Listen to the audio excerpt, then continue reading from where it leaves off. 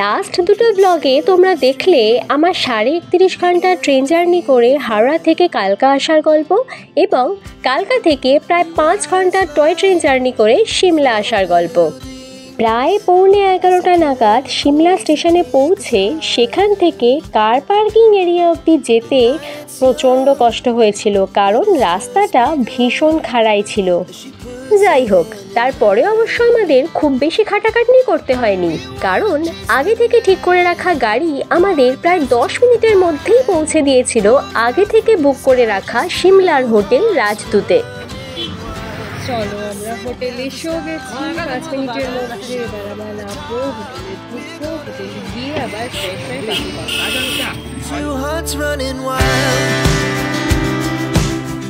আমাদের hotel Rajdoot main road থেকে কিছুটা নিচু ঢালে অবস্থিত ছিল। তো এই হলো আমাদের হোটেলের এন্ট্রান্স, আর এই হলো আমাদের হোটেলের রিসেপশন এরিয়া। আর এইদিকে ম্যানেজার সাহেব আমাদের কিছু অ্যাভেলেবেল রুমের মধ্যে অপশন দেখাচ্ছিলেন। আর যেহেতু এই হোটেলের কম বেশি সবকটা রুমেরই ভিউ কিছুটা এই লেভেলের ছিল, তাই আর বেশি বাছাবাছি না করে যে কোনো একটা রুম সিলেকশন করেই ছুট দিলাম সোজা রেস্টুরেন্টে এসে সবার আগে জলখাবারের অর্ডারটা দিয়ে নিয়ে আমরা সবাই মিলে বসে প্ল্যান করছিলাম এই মুহূর্তে ঠিক কী কী সাইট সিইং চট করে সেরে আসা যায়। আর এই দিকে আমার ছোট মেয়ের কায়দাটা খালি একবার দেখো, আর এই দিকে জাস্ট ভিউটা দেখো একবার।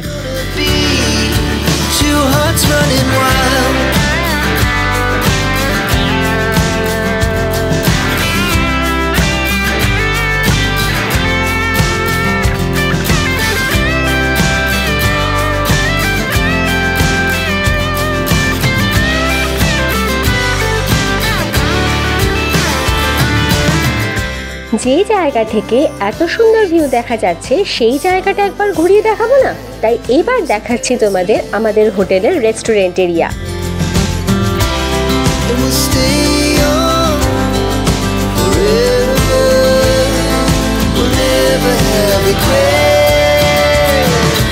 সত্যি কথা বলতে একদিনের জন্য হলেও এই হোটেলকে আমি ভালো করে জাজ না করেও শুধুমাত্র এই ভিউয়ের জন্য আমি এই হোটেল রাজদূতকে 10-এর মধ্যে 9 তো দেবই দেব। এই ভিউয়ের ছোট সংস্করণ আমাদের প্রত্যেকের হোটেল রুমে ছিল, বাট এই জায়গাটা আমাদের এই হোটেলের আলাদাই আকর্ষণ ছিল।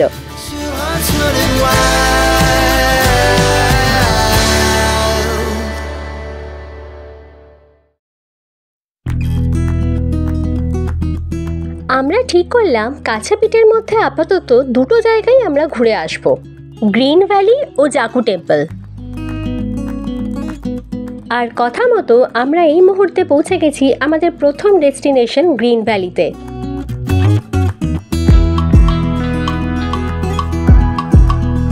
এই গ্রিন ভ্যালি হলো সিমলার অন্যতম দর্শনীয় স্থান।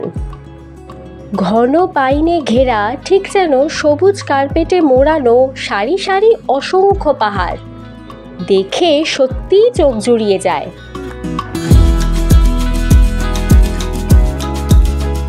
এই এত সুন্দর প্রাকৃতিক বৈচিত্র্যকে পেছনে রেখে একটাও সেলফি তুলবো না? তাও কি হয়?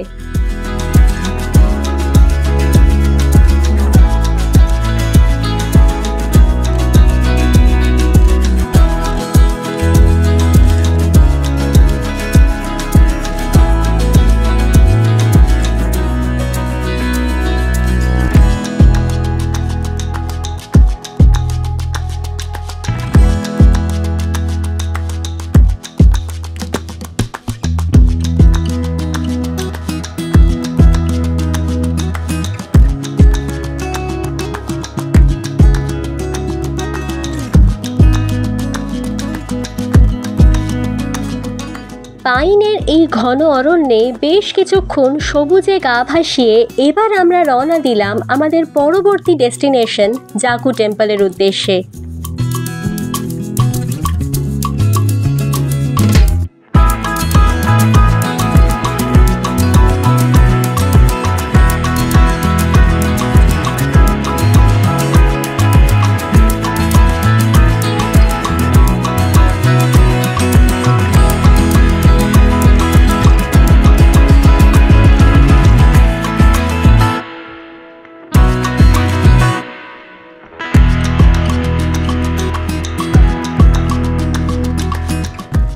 এখন আমরা এসে পৌঁছালাম জাকু টেম্পলে।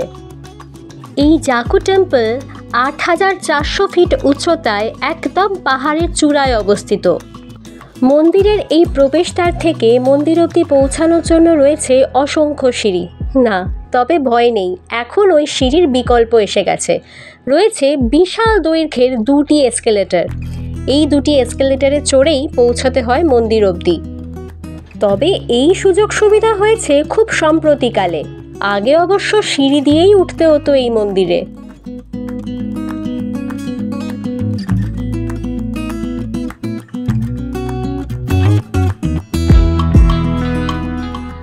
মন্দিরটিতে ঢোকার মুখেই চোখে পড়বে যে বিশাল আকারের হনুমান মূর্তিটি, তার উচ্চতা 108 ফুট।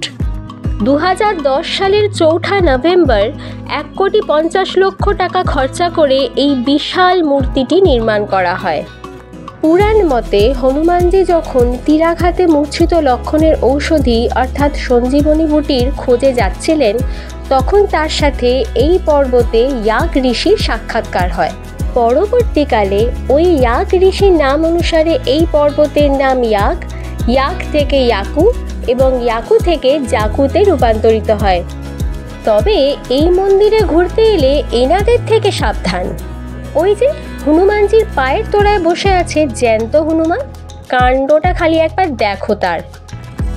এখানে কিন্তু আশেপাশে এরকম প্রচুর জ্যান্ত হনুমানের দর্শন তোমরা পাবে, যারা তোমার অজান্তেই তোমার ফোন, চশমা, জুতো বা ব্যাগ নিয়ে কখন যা চম্পট দেবে তা তুমি বুঝতেই পারবে না।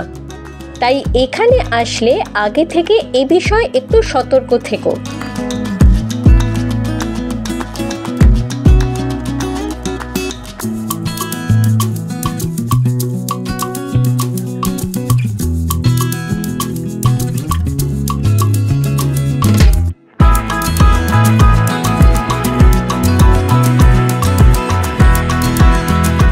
হনুমানজির এই মন্দিরের ভেতর জুতো পরে যাওয়া নিষেধ, আবার বাইরে জুতো খুলে রাখলে জ্যান্ত হনুমানজির ভয়, তাই ওসব ঝামেলায় আর গেলামই না। বাইরে থেকেই মন্দিরের দর্শন করে নিয়ে মন্দিরের চারপাশটা একটু ঘুরে টুরে নিয়ে ফিরে গেলাম হোটেলের উদ্দেশ্যে।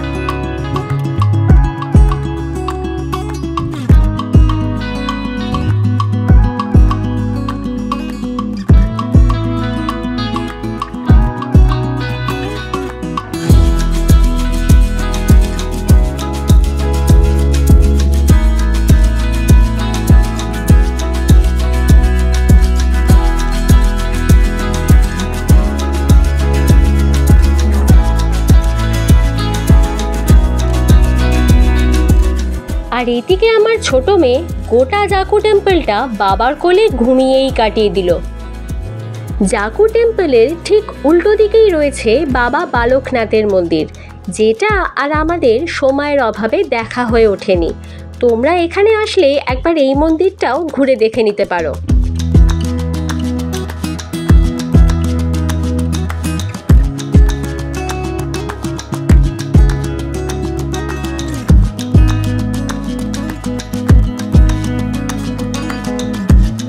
যাই হোক, এবার আমরা সোজা চলে এলাম আমাদের হোটেলে ঢুকেই আমরা সবাই আগে লাঞ্চে কনসেন্ট্রেট করলাম।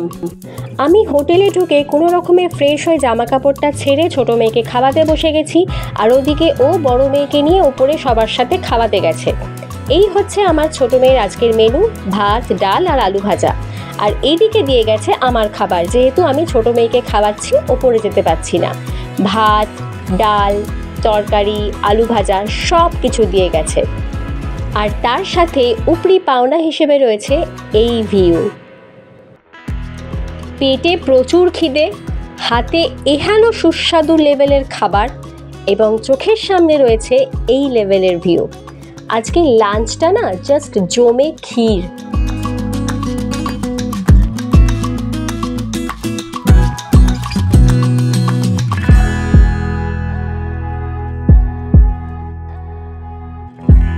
যাকগে, আর বেশি কথা বাড়াবো না, লাঞ্চটা তাড়াতাড়ি সারি, দেখা হচ্ছে আবার সন্ধেবেলা।